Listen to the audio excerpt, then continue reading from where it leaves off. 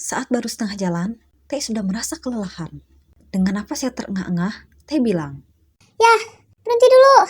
Tapi capek nih." Jimin dan Jungkook yang berada di depan lalu berbalik dan menengok Teh.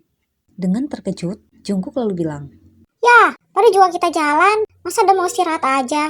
sembari duduk di batu, Teh bilang, "Ya, tapi kan udah bilang. Tapi gak kuat lelah. Istirahat dulu sebentar."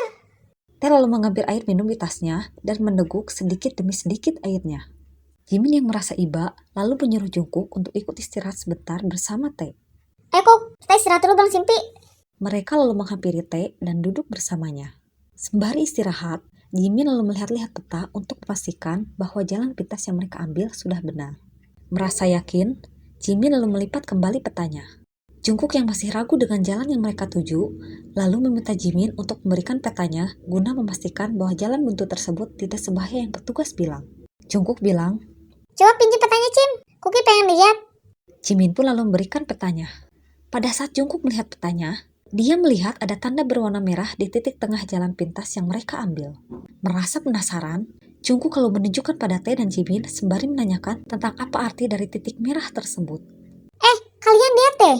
Di tengah-tengah perjalanan lewat jalan ini, ada tanda warna merah. Ini apa artinya ya?" Tae dan Jimin lalu memperhatikan dengan seksama. Lalu Jimin bilang, "Ini tempat peristirahatan kali. Soalnya berada di tengah-tengah jarak antara sampainya kita ke titik tujuan dan sampainya kita ke titik awal pulang. Ya kali ya? Coba kita lihat nanti di sana." setelah mereka puas beristirahat, mereka lalu melanjutkan perjalanan. Di sepanjang jalan, Tae terus mengeluh dengan jalan sempit yang dilewatinya, ditambah rumput ilalang yang menjulang tinggi menghalangi pandangan serta menyulitkan dia untuk berjalan dengan nyaman. Jungkook yang berada di pantai sempat membantu Tae menyingkirkan ilalang-ilalang yang menghalangi jalur jalan agar Tae berhenti mengeluh. Namun, Tae tetap saja tidak nyaman dengan jalan yang dilewatinya. Hingga akhirnya, amarah Tae meledak dengan mengatakan, "Ayo! Ya, sudah Ampi bilang, jangan lewat jalan ini. Ilalang-ilalang ini mengganggu pandangan Ampi. Rasanya Ampi seperti pergi ke hutan belantara, tau gak?" Mendengar itu, Jungkook lalu membujuk Tae dengan mencoba membawakan tasnya agar Tae tidak terlalu capek. Lalu Tae bilang, "Yaudah nih, kau bawa tasnya. Ampi capek banget." Jungkook pun lalu mengambil tas Tae dan memikul di pundaknya. Sedangkan Jimin terus berjalan mengikuti jalur yang dilewatinya tanpa menghiraukan mereka berdua. Saat mereka sudah setengah perjalanan, tiba-tiba mereka mendengar suara gemersik di antara rumput ilalang. Mendengar itu, Jimin lalu menghentikan perjalanannya dan menyuruh Jungkook dan Tae untuk berdiam sejenak sembari memastikan suara yang mereka dengar. "Shh, kalian denger gak? Cim dengar sesuatu di balik ilalang." "Iya, Kuki juga. Suara apa ya? Apa di sini ada binatang buas?" Mendengar itu, Tae langsung panik dan mencoba memeluk erat Jungkook sembari mengatakan, "Ya, kalau ada binatang buas, gimana dong? Nanti kita diterkam. Tapi kamu mati sia-sia." "Coba kita cek dulu. Jika itu ular, kita bunuh saja.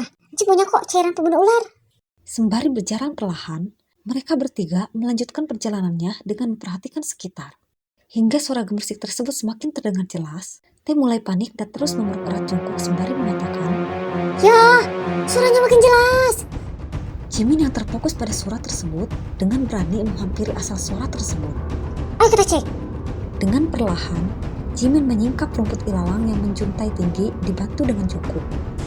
Hingga pada saat sampai pada sumber suara tersebut, ketegangan Jimin langsung memudar saat dia melihat seekor binatang rakun yang sedang menggali tanah sembari mengibaskan ekornya.